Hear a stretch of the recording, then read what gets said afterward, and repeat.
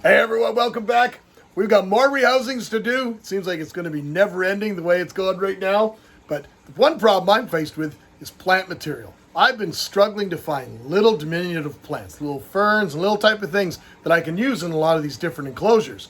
It's just the time of year, it's just the selection that's available where I am. It'll happen. So that's slowing things down a little bit. But there's still some species that we can rehouse that desperately need it. And the one we're going to do today is actually a relative of that beautiful Venezuelan sun tiger. So we're going to rehouse it. It's actually in one of the larger enclosures and it's not really using it, but the plant has completely taken over the enclosure.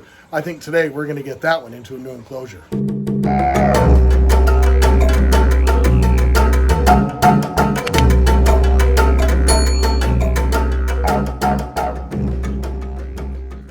All right, well, here's that enclosure that we just redid. I think it was just a week or so ago. And this houses that little Venezuelan sun tiger, the Psalmopoeus urbani. And this female is doing wonderful. I've caught her out of her enclosure literally on the very first night. She comes out, but she's got her little hole back there. And so far, everything is looking good. So I'm thinking we're going to do something similar for this other one. Let's go take a peek at her. And here's her current enclosure. You guys probably know which one this is already. This one sat right beside the Nandu Tripepii female. This one is Psalmopoeus pulcher, the Panama Blonde. That's her there. Very similar in coloration pattern to the Nandu Tripepii, but this one is actually an arboreal species. And although she's been totally fine in this enclosure, it worked well for what we had. She could actually use something a little bit better with something a little bit more height. Let's take a peek at what we got. And you can see that the plants have completely overtaken the entire drainage layer. From a vivarium standpoint, this one is thriving. This is the left side, and this is her right here. She was out just a second ago when I took it off the rack. But I like the idea of creating something that gives it a little bit more vertical, and then we'll go and shield it all in with moss. And then we'll tear this one apart. Maybe we'll start some new cuttings on some pothos, and we can use it down the road.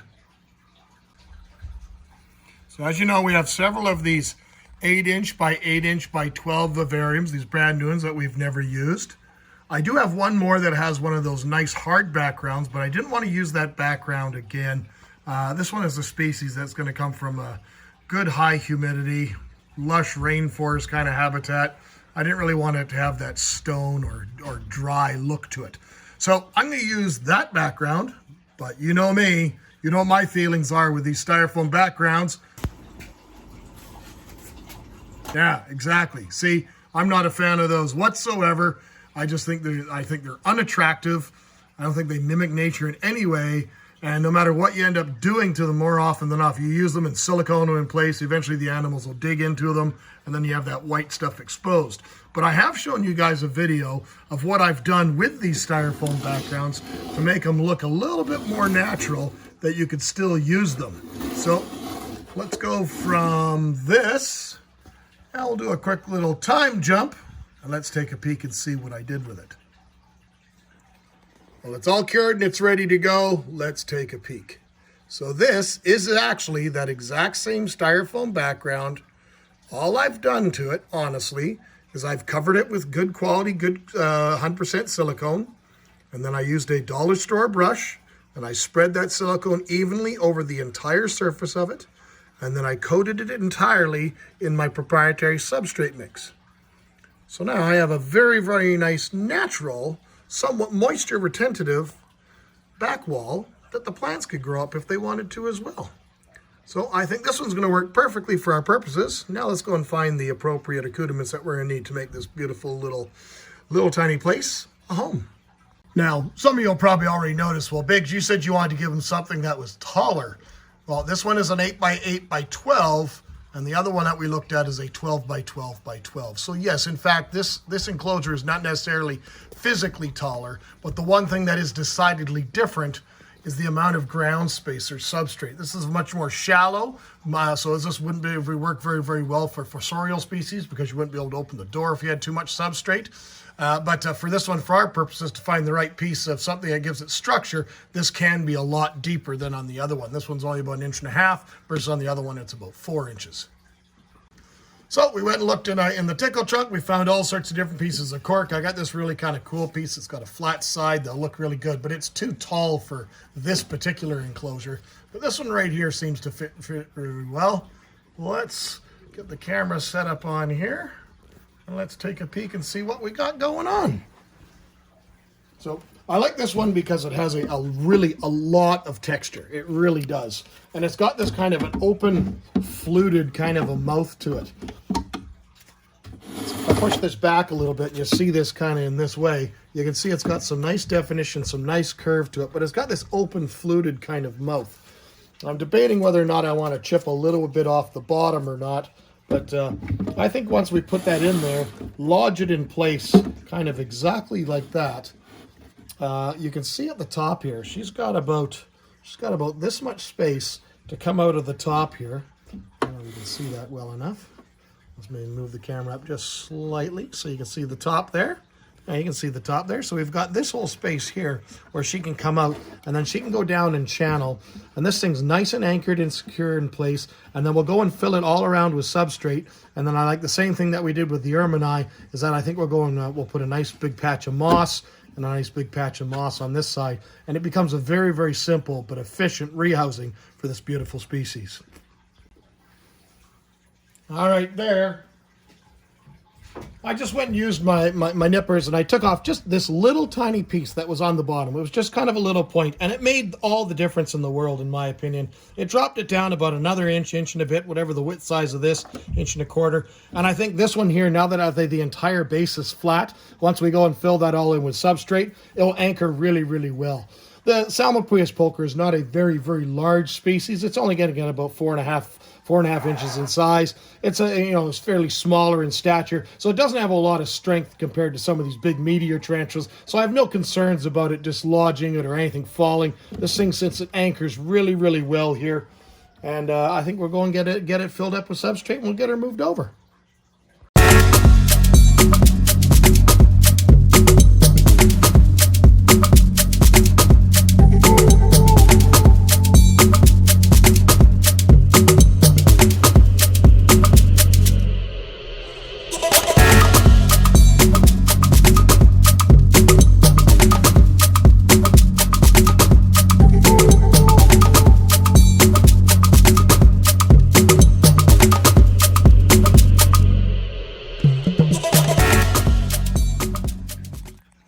I'm pretty happy with the results. We had a little water dish there in the corner. Normally I would probably want to put it up near the top there, but it's not a species I've honestly ever seen drink water, but we still always provide it. Dropping that cork bark hide down just that little bit, I think makes it all the difference. And the addition of that one little spiderwood branch, I think just gives it and sets in a different tone. I'm happy with it. I think time now, let's see if we can go and catch her out of that absolute jungle and get her moved over.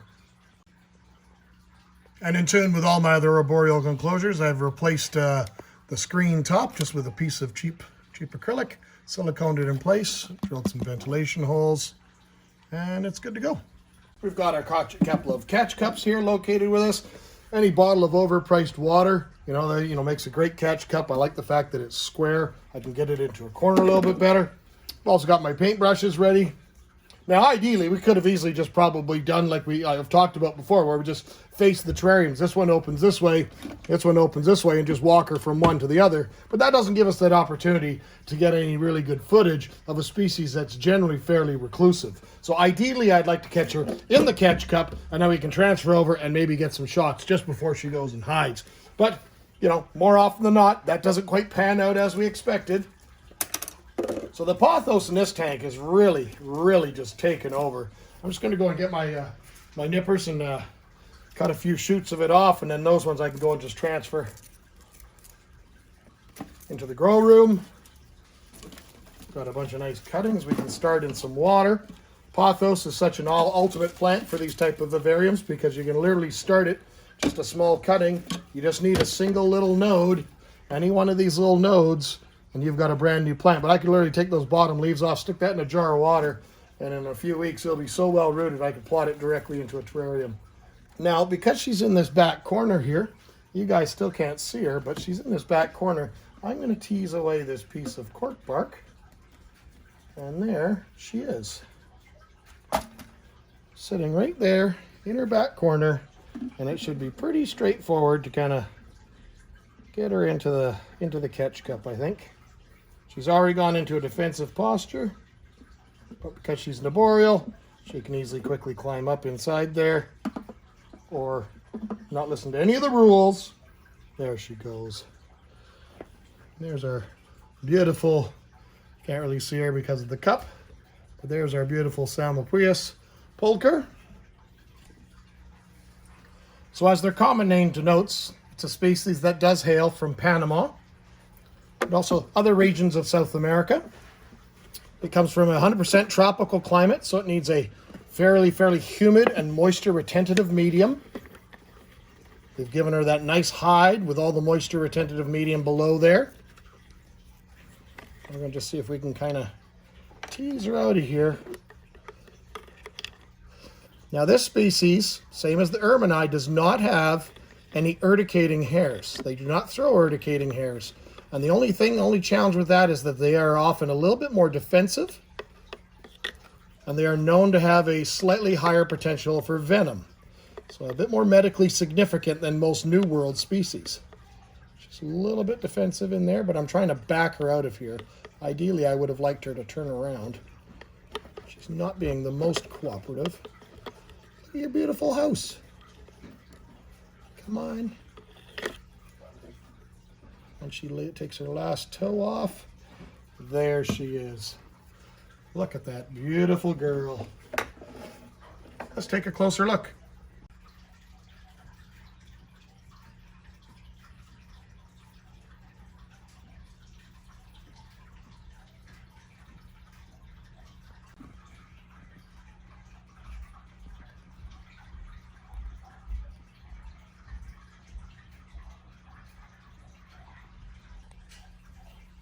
Well, I think she's almost found her new home.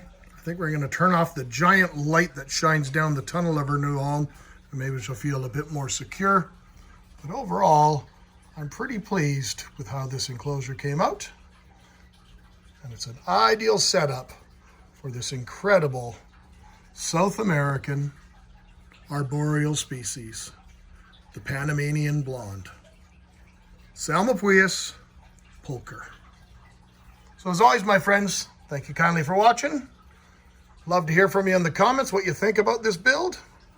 And until next time, take care.